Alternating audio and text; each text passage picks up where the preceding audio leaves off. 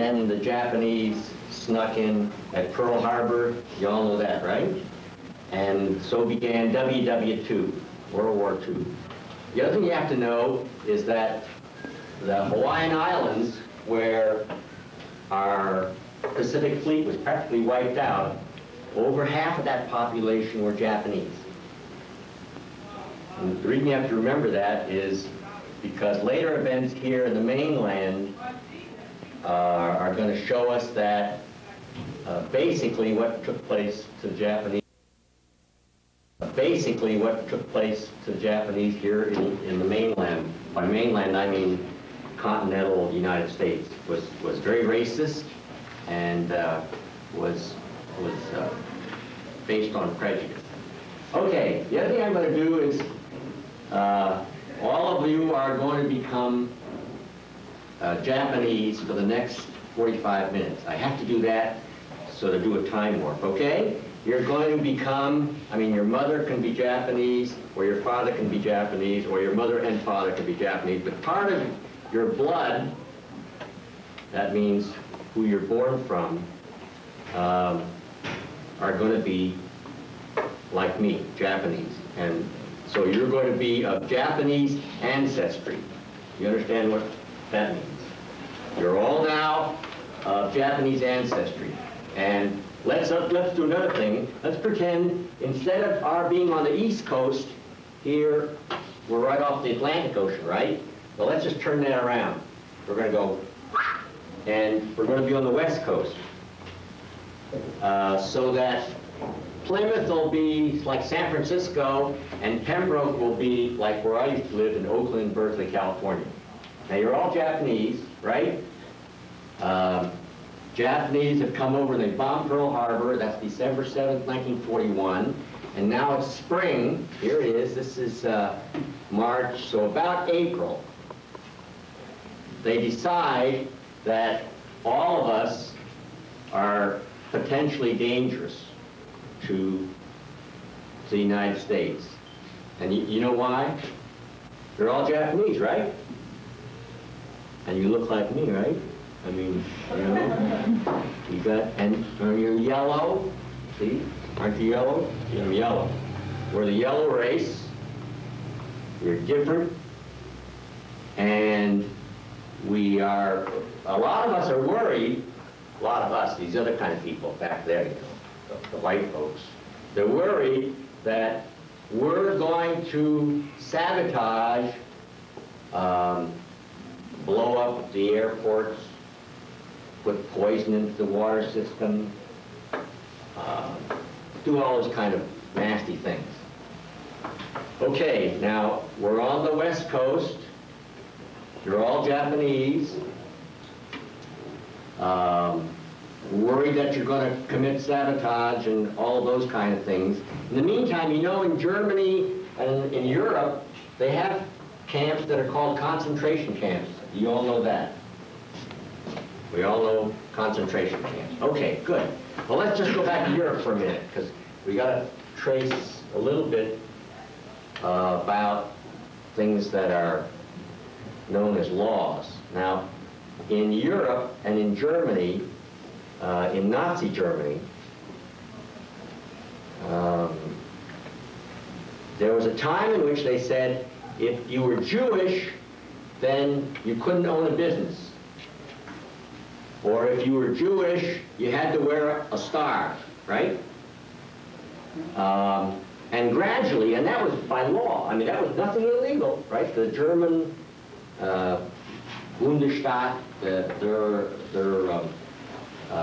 legislature said, okay, let's pass a law, and if you're Jewish, you got to wear a star. If you're Jewish, you can't walk on the street. If you're Jewish, you got to do this, do that. And eventually, you remember, Jewish were non-people. That means they weren't people. I mean, you know, you didn't have any rights. And then if I said, okay, you have to go, we're going to put you in a, we're going to move you someplace, you had to go, because that was the law. And you wouldn't disobey the law because, I mean, you're all law-abiding people. So now, I mean, that kind of thing happens, and over in the West Coast, where we are right now, and you're all Japanese. And the president signs an order, it's called Executive Order 9066. And the order says that anybody who's of Japanese ancestry, that's all of us, are going to have to go into camps. Because remember, you're all a threat, and you're possibly going to blow up an airport or poison the water system. So for your safety, that's what we said, the government said.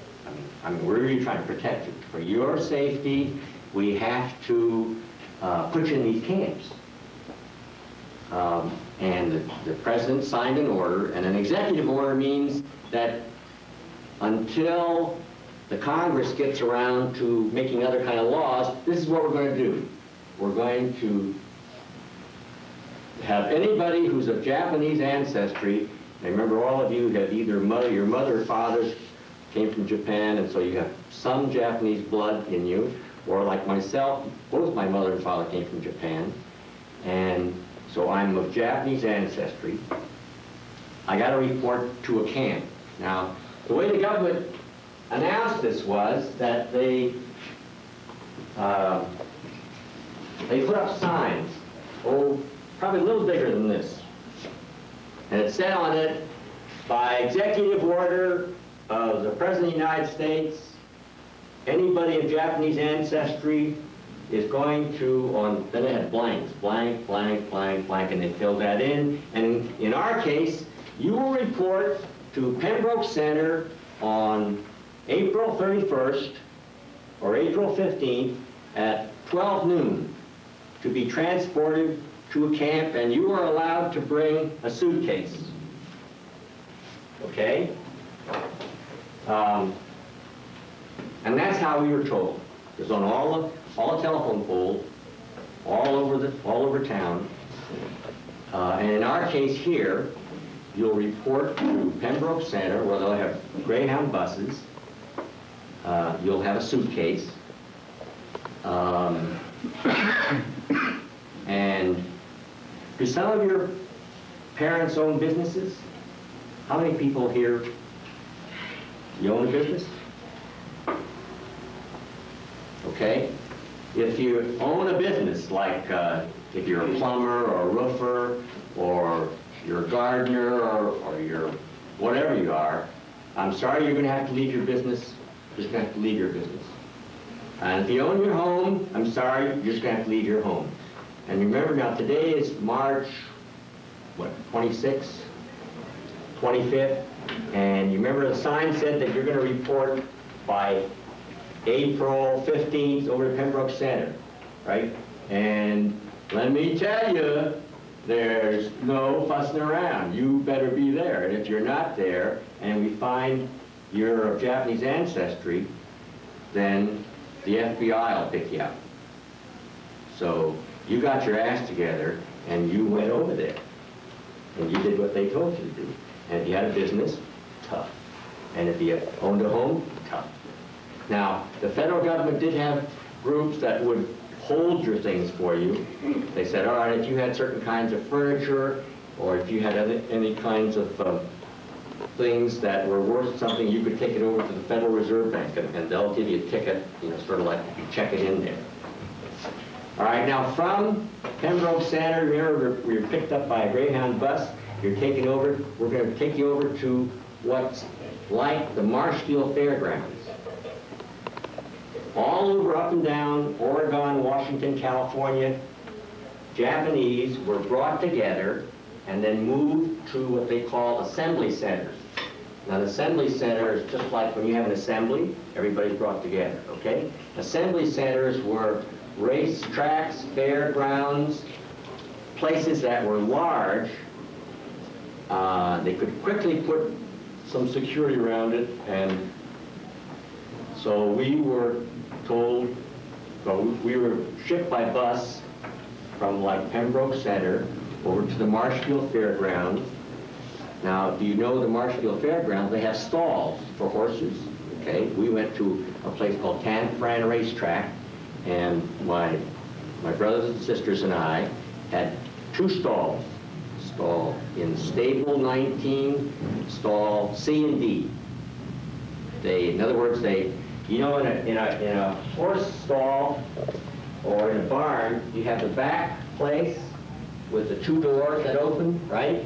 And then you have the walkway that goes over that horses can go up and down.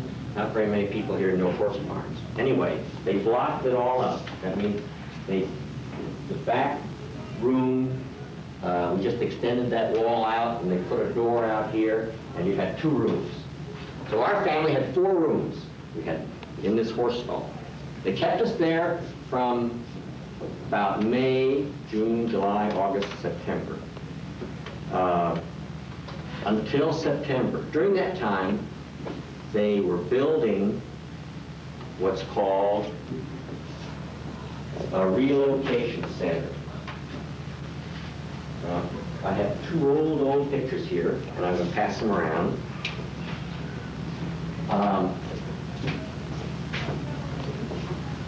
They were building out in a place called Utah. Here's Utah, okay? Here's Salt Lake City. If this were a better map, it would show that way down about the middle of Utah, there's a desert. It's called the Severe Desert.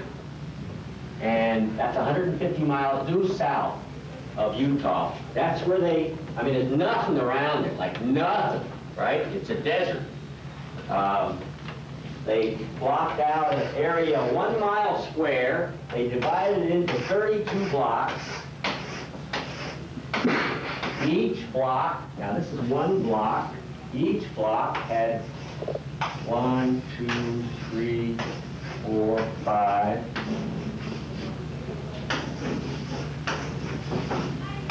1, 2, 3, 4, 5, and this was a rec hall. That was called a recreation center. So this is 1 block, and there are 5 barracks over here, and there are 5 barracks over here, plus the recreation center. In the middle, this was a dining hall, and this was a bathroom. Laundry, men and women's bathroom, showers, and then this was the laundry. Okay, that's a basic block. And there are 32 of them. 1, 2, 3, 4, 5, 6, 7, 8, da, da, da, da, da, da, da. Right, and you'll see that in these pictures that I'm going to pass around. And this place was called the Central Utah War Relocation Project. Or the other name they had for it is like the name that's on the new Ford car, Topaz. Right, we were called Topaz.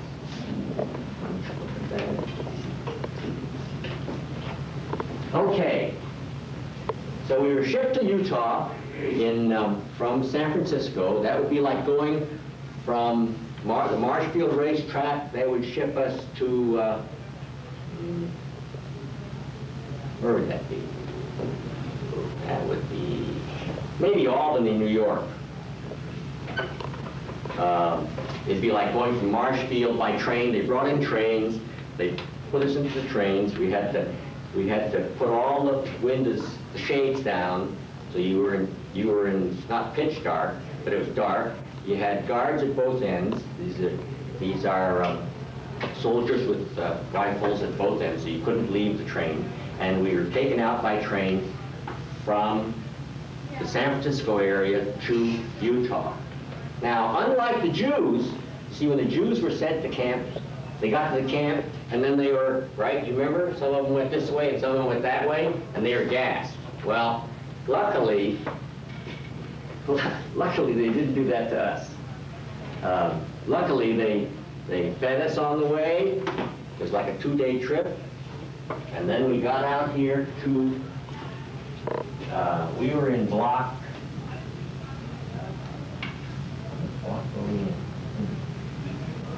one of these blocks, okay? And in these barracks, they divided them up into apartments about, this would be like about 4 apartments. If we took this amount of space and we divided it into 4, you'd get 4 families here. And we had a family of 6, 4 kids and a mother and father, okay? Yeah. Your folks didn't have to prepare any more food because you ate here at the dining hall. And you didn't send out your laundry anyplace. You did your laundry all together. We never ate with our families. I mean, Christ, that was no fun. I'm a teenager at that time, and I'd go over to where my buddies are. Well, we're in someplace way over there. Now, everybody ate the same thing, so it wasn't to go get any kind of different kind of food. It was just to kind of be with your friends. That meant families broke down. Now, can you imagine you're being able to eat your meals any place you wanted to, and not seeing your folks at all?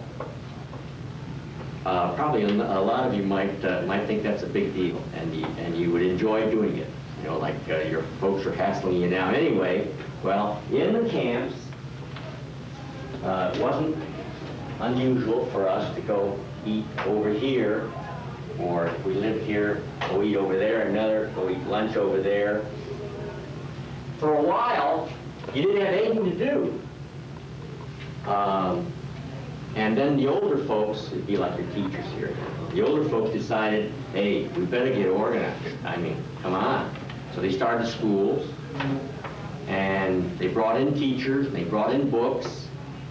Now you have to understand that you can't go anyplace. This is a 1 square mile area. There's barbed wire all the way around that. It's about yay high, with a tall fence, 4 strands. And then there are, every 50 feet, 50 yards or so, there's a tower, and there's a guy up in the tower with weapons. And it's all illuminated, you know, just like you see in the movies. So you couldn't leave. Eventually they got schools started, they got churches started, they got baseball leagues started, they got a co-op started so that you could buy toothpaste and other kinds of things. And after about a year,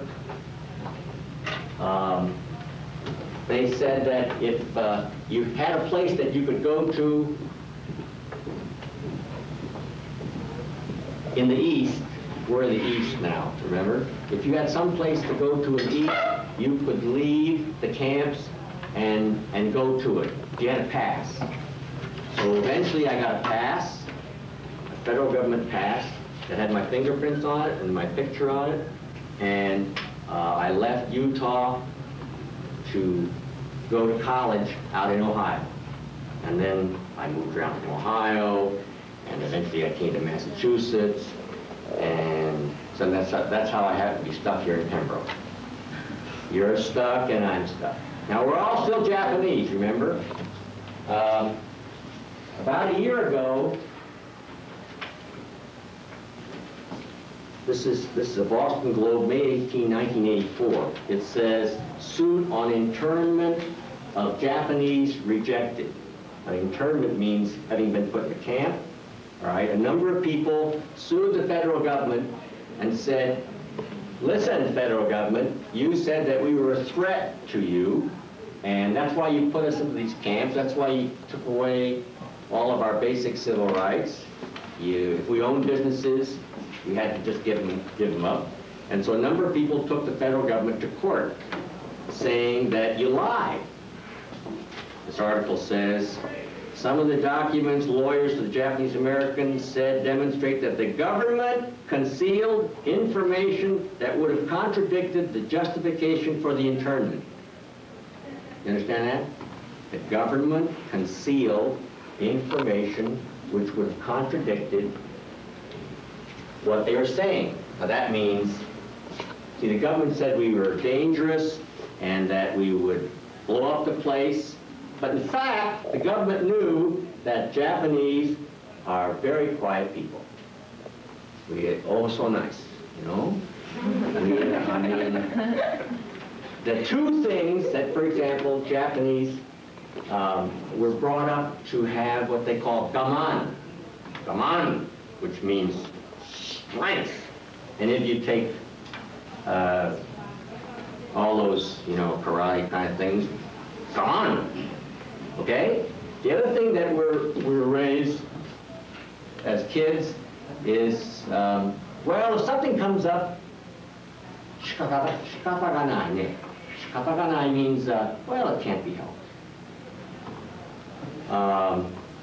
And those two basic kind of philosophies mean that if the government, if the authority says, okay, come on, we're going to go, you go, because people like your teachers, they are authorities. The authority said you got to do something, you do it. And the government knew that we were, that we didn't have spies among us. The government knew that we weren't going to blow up the things that they said that we were going to blow up, but they hid that. And the reason they hid that was because people in the western area, Oregon, Washington, California, they wanted the Japanese out of there. And the reason they wanted the Japanese out of there was because they worked hard, they farmed, and they farmed and produced probably close to a half of what we call the truck crops in the United States. Now, truck crops are lettuce, carrots, beans, strawberries, celery, those kind of things. That's all stoop labor. It takes, to produce truck crops, you got to stoop, you know, so that, you know who does that now? The Mexicans do that now for us. Yeah, basically the Chicanos do that out there in the West. That's very hard stuff. Japanese did that before WWII. And they knew that we did it, that we worked hard, we kept to ourselves, but then they said, wait a minute, we got to get rid of them. You know, they got great land, and they got a lot of businesses going.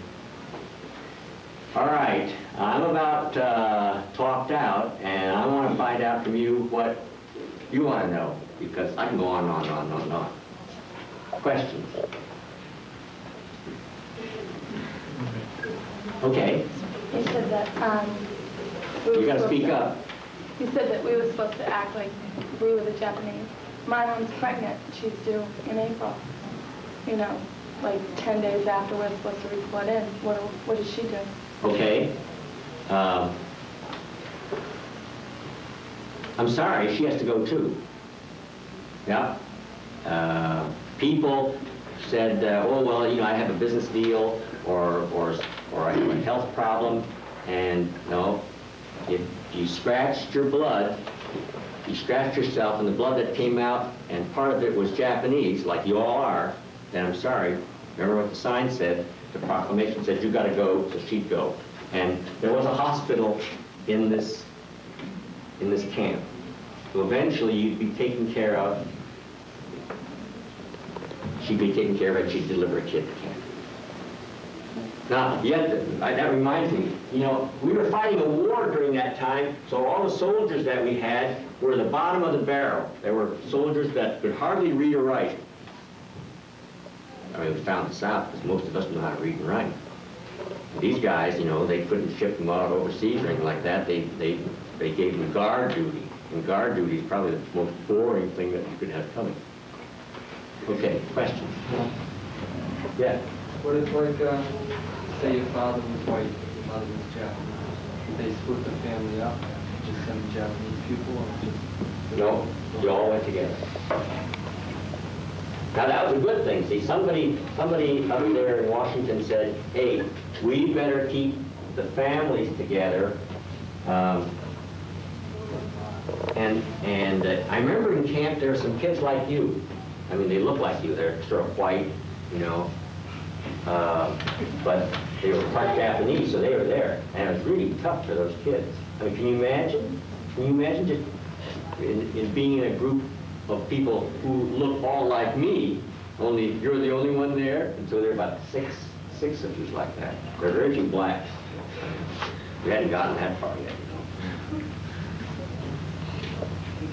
Okay, come on. If you were owned a lot of land, would you get that land back after you got out of the camp? Yes and no, probably not. You see, if you know your economics, that's another class. But when everybody's selling, and there are few buyers, then what happens to the price? It goes down. Right. When everybody's buying, and there's very few goods, what happens to the price? It goes up. Right now, they know that you're going to get out of here in like 3 weeks or a month. Hell, they don't want to pay anything. We had people come around to the family to try to buy my father's business for nothing. They just want to make a quick deal. This side's doing terrible. We haven't gotten it. Oh, yeah, we had one now. What percentage Japanese do you have to be to be sent over there? Anything. 90% of all? Now, you have to understand, most of the people were at least 50%. You see, because the old folks came over, and you know, the Irish have been coming over here for years and years and years, right? And the Italians and the Germans, they've been just coming and coming and coming. Christ, I mean, you got Italians, Germans, Irish, right? Now, on the West Coast, they said, hey, I mean, these Oriental people, I mean, hey, they're the rots. They brought Chinese and Japanese over to build a railroad. And then after they finished building the railroads, they said, enough of that shit. And they passed what they called the Oriental Exclusion Act in 1925. They said, whoop, that's all, no more you kind. They cut us off, see, because they said, you're bad. Now over here, remember, they didn't do that. And remember World War II, did the Germans, were they, in the United States, were they put into anything? You kidding? The Italians? Hell no. Because you look like you, right? But the Japanese, I mean, like, hey, we're dangerous. You're dangerous. Okay. When's the bell going to go off? Oh, maybe 20 minutes. 20 minutes, okay. Did they give you things to do? Like, you just sat in there all the time? Did you have anything to do? All right, now, you remember, you're picked up from Pembroke, you're sent to Marshfield, then from Marshfield, eventually you're put into camp in Albany, right? And there are guards all around the place, towers, and eventually we had to go back to school, town books. And then they said, oh, look at, there's some land over here, so they started to farm a little bit, so a few could go outside the camp and farm. How could you farm in the desert? Oh, they hauled manure and you'd be surprised that they can. Matter of fact, if you watch television, you remember the other day, there's a whole area in California that the birds are all dying. It's a water refuge area. It's too far out. Okay. At any rate, they got the desert in California to produce crops, because once you irrigate the desert, then you can produce something. Okay. Was there ever any? Wait a minute. So somebody asked, what did you do? Well, you did nothing. The old folks, if you ever see pictures of Vietnamese people, they can sit around, like I can sit, you can't do this.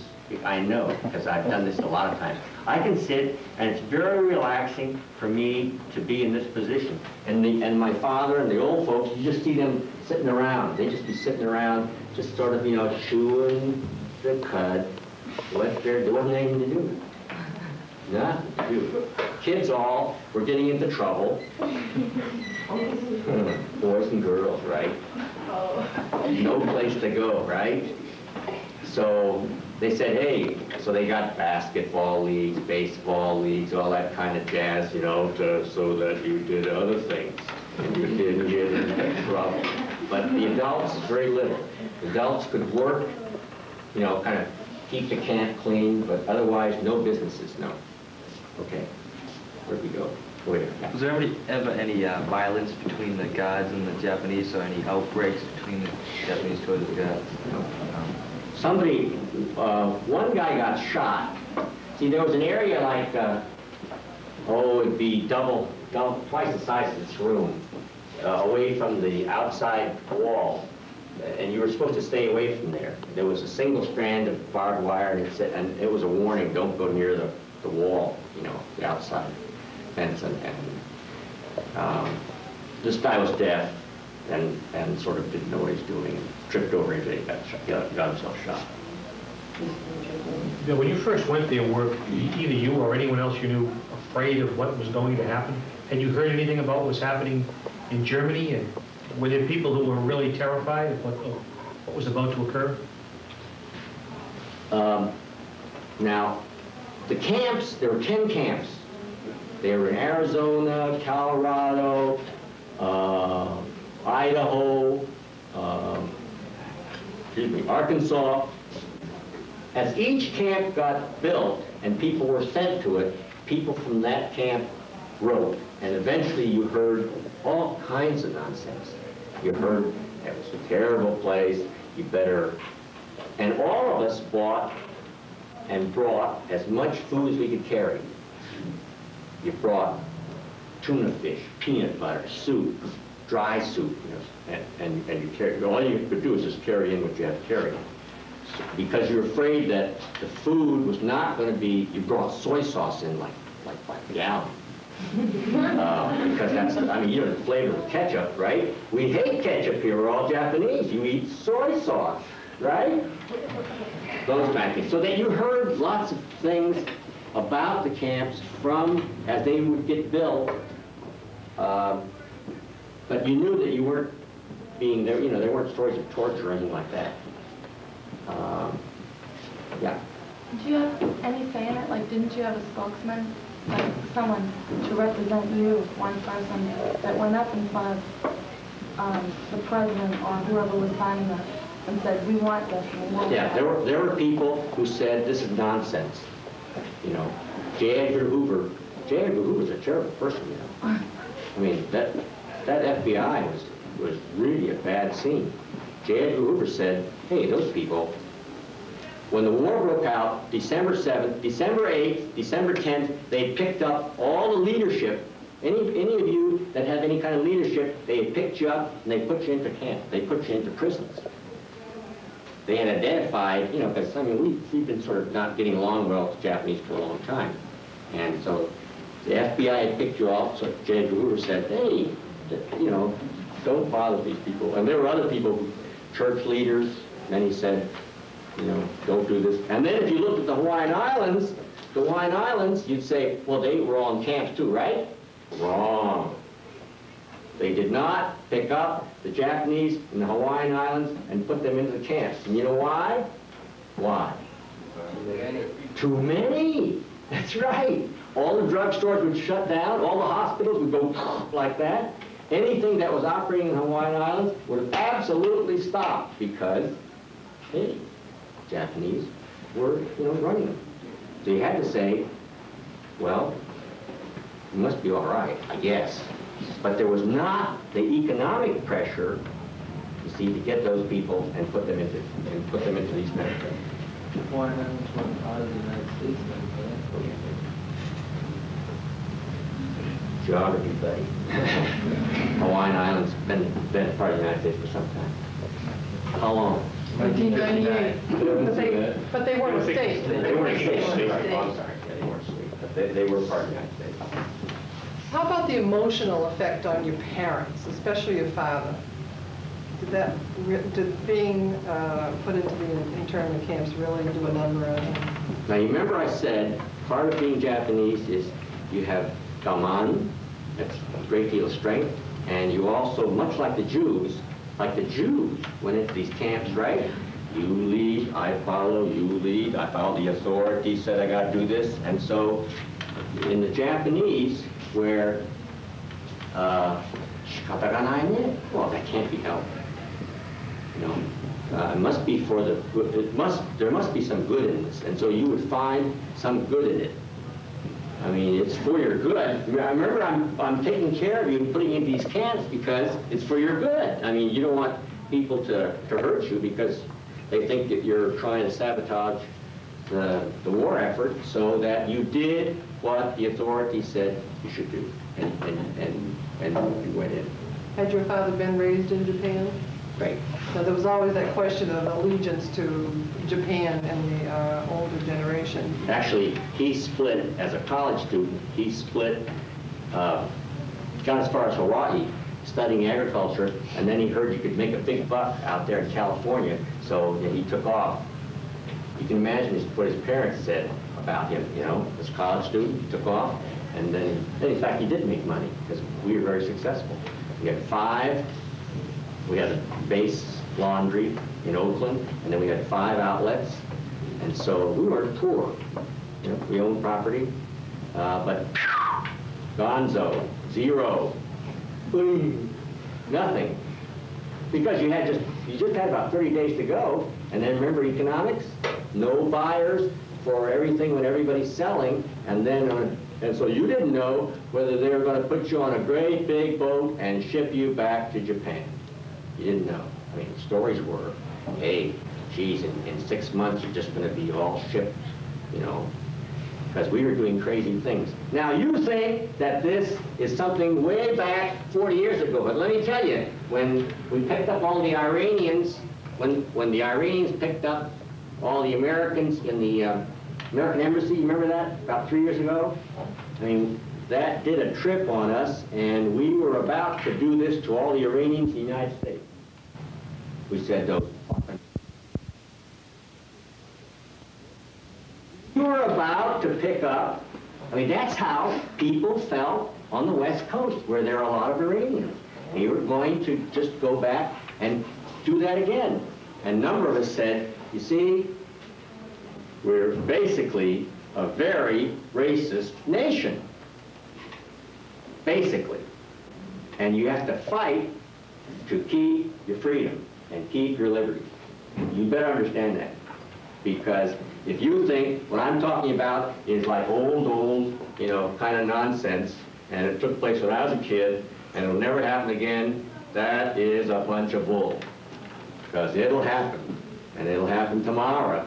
As soon as we get ourselves backed into a corner and we say, somebody's the bad guy. And if we can get somebody who's the bad guy, that's called scapegoating, right?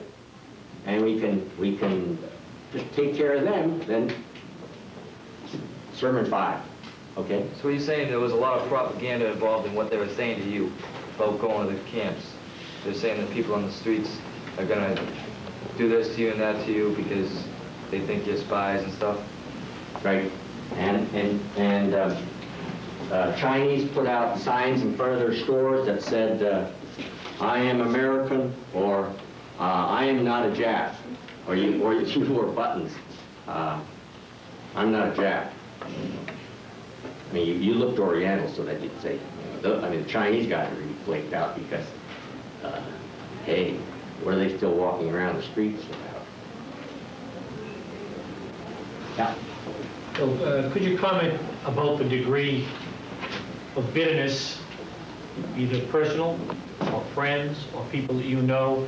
To what extent do people still have do people that you know still have that attitude that they were raised with, that this was the way it had to be, and to what extent are people really, really resentful now? In other words, has the second generation become Americanized to the point where they no longer are following the old tradition, or are they still imbued with this belief that this was something that had to happen? Well, now you remember during WWII, the period I'm talking about, the average age of Japanese was a little bit more than your age. They're about 3 and 4 years older than you are. So the average age of my generation at that point was 19, 20. So they're very young. So that they weren't, the young people weren't in their own businesses, they weren't owning their own homes yet. So the young people who were, I mean, I'm brought up on hot dogs and beans and rice and all those kind of good things, right? Didn't have McDonald's and all that fast food kind of nonsense. But still, we did what you're supposed to do, and it was only the people who would say gotten out of college and were trying to really make it themselves, or gotten their own business started, or were raising their family. All of a sudden, when you're told to split, you get pretty upset. But generally, as a group, and personally myself, no, we weren't bitter. You just sort of took it. You know, as far as I was concerned, I mean, I was about your age, remember? And so if I said, look, no more school, we're going to go on a big holiday, it's very exciting. Matter of fact, we were only supposed to take 2 suitcases. You know what I did? I broke down my bike. Broke it down. I had it down so that it was in a carton that big. Carried it in. Had the only bike in camp. Only bike in the relocation, the assembly center, which would be Marshfield, and the only one in Utah had a bike. Everybody else had to buy a bike, bring them in, you know. I was so, hey, I'm going to have my wheels.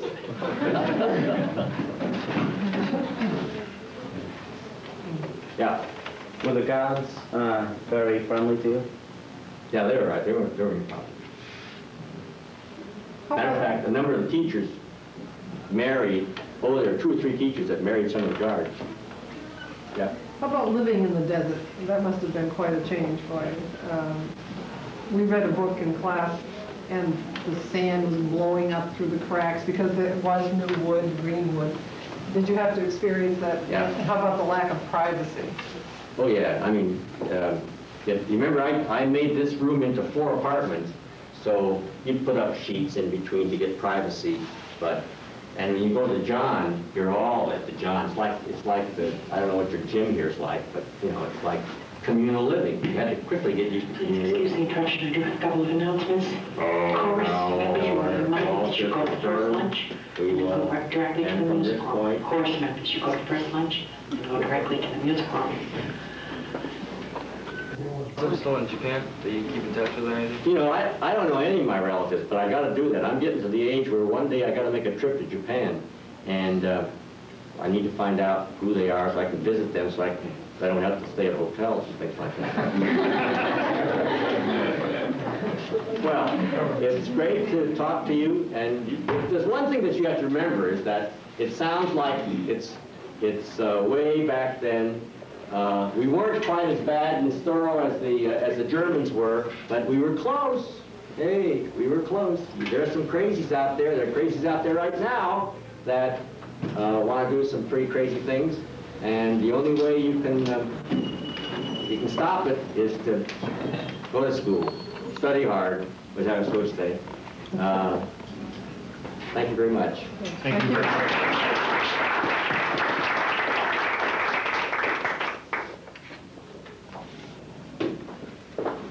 End the class. The other bell's going to ring in a second. All right. Thank you all very much for your attention. Oh, your picture.